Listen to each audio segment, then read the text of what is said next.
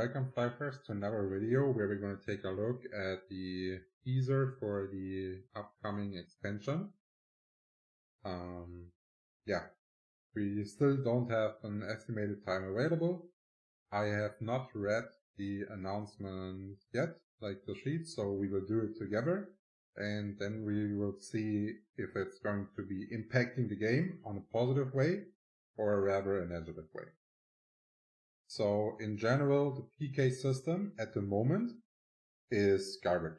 There's only downsides to it, there's no benefit to it, and you cannot gain any value if the people that play it know what they're doing. So let's read it together. We found that the PK incentives on the PK channel isn't inviting enough. Yeah, everyone was saying that before the game was released. So in order to investigate the activity on the PK channel, we have modified and added some new features. After the update, the current camera rank and the nickname color change that is related to this will be set on all characters. So this means, like sometimes in CD you see people that have like a light blue or a dark blue name that they received by doing PK. Those will all be resetted.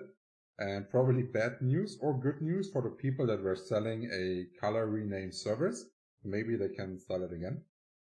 Also, the monsters in the PK channel will have a chance to trap a new item called PK shape when you defeat them.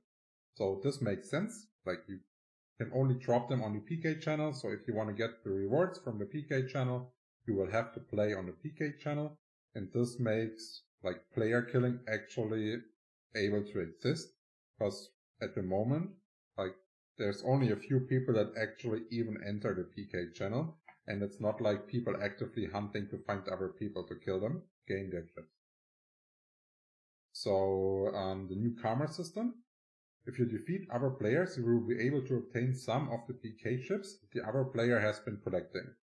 If the player has no PK chip, there are no PK chips to be dropped.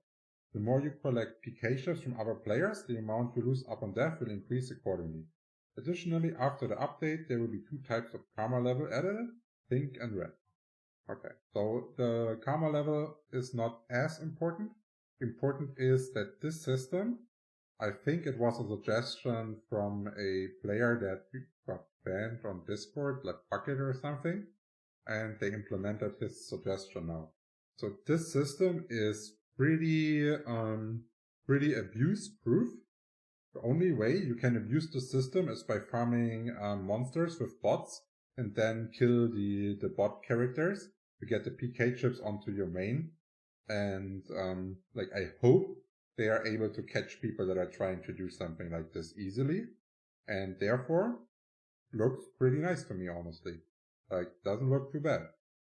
And the only downside is like, what will you get from those PK chips? Like, how much is the reward worth? And here we have some information about that it can only be stored similar to like red chips as an exchange, but we also have information about the rewards. So color name change can be bought, new cosmetics and clothes, and a ticket to Kerberos. Okay. But so far Kerberos is basically the island where you try to fight your way out of the PK system. So it sounds like they reworked the area, because otherwise that ticket wouldn't make no sense. But we don't know like the full rewards yet. But we also see that there's no stat reward. Like all the rewards seem to be cosmetic, right? So yeah, like for me personally, that would be zero motivation to play this at all. Like, I don't know, maybe they should add some static fashion that you can buy this way, because it feels pretty, how to say it? It feels pretty abuse proof, like only bots, but everything can be abused that way. And it would also open a new market that players would farm PK chips and you would buy basically a player kill from someone. So he drops the PK chips over to you. This would also give a new variety of money farming for free-to-play players. So maybe like adding something of value to it, so people will actually do it more, might be an idea.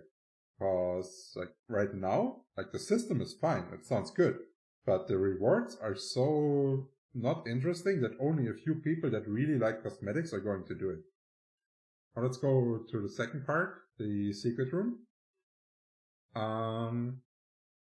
Okay, so what I've just read here basically says there's a weekly guild ranking in this, and this means you can do it whenever you want. Like, you're not fixed to a date or a time.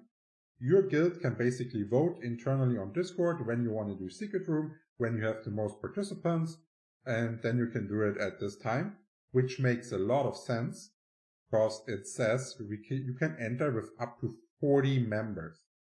So, like, usually those counts are about 10, sometimes 15 on servers. So 40 members each guild is probably going to be the biggest secret room, and they also increase the time from 1 hour to 2 hours to clear it. This can be a lot of fun and really nice competition, especially as an add-on for people that only like to do PvE and don't like to do PvP.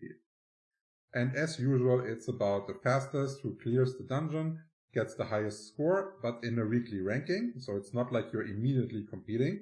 So you could be like on rank 1 all the way till Sunday, and then a power guild comes up and slays everything so fast that you can't even believe it, and you're on rank number 2. So we have some screenshots right here. I don't know, just looks copy-paste, also same monsters as on Flyff PC, same end boss, like, I don't know. So on the first look, it looks like they've not done anything new to it, which seems kind of disappointing, but don't want to get too far ahead, because we may see some changes.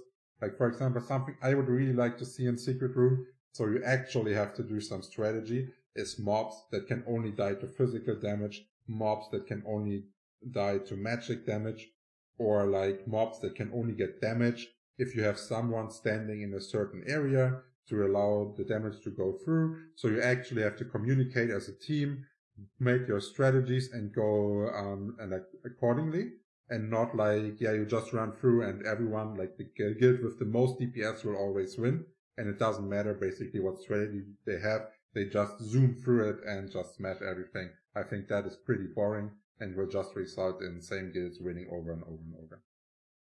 Now we have this ticket system that also explains the Kiberos ticket that we were able to get in the PK system. These areas will provide 10% extra EXP. Okay. Wait a second. This is ridiculous. So you're telling me the only benefit of Secret Room is getting points, and with those points you will be able to buy a ticket with 10% extra EXP. Imagine this. This makes no sense. Like, in no world this makes any sense. Because, like, what kind of people are doing Secret Room? It's maxed out people that are looking for new content, right? Like, those people that are doing Secret Room and that are getting lined up by guilds will be really high level and have really good gear already. So giving them a ticket with 10% extra EXP as a reward is complete nonsense. I don't know who was here. Like, the system itself looks fine, but this reward system, it makes no sense.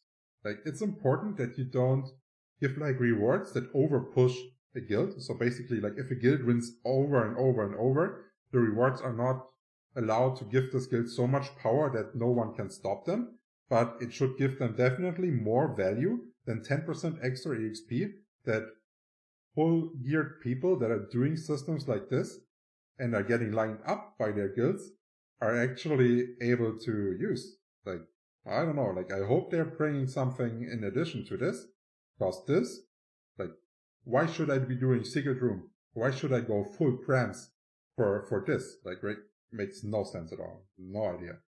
So let's hope they will use their brain and figure out a reward that is not overpowered, but gives value to the people that actually want to do something with their characters but are maxed. So maybe instead of like 10% extra EXP, they could also add a buff that you can activate So you have 10% extra drop rate, which would make sense because like hype people want to farm the new dungeons, and then they would also get some value even after they're 140, and the people that would rather like experience because they are lower level can still choose experience. So yeah, let's see what they're going to do with it. And yeah, that's also the end of the video. That was the end of the patch notes. If you like what you see, don't forget to subscribe and comment below the video. If you have any more questions, also feel free to ask them. And I will upload the developer question and answer from December to January soon, so we can get over those questions and maybe get some more insights about the upcoming expansion. Cheers, guys.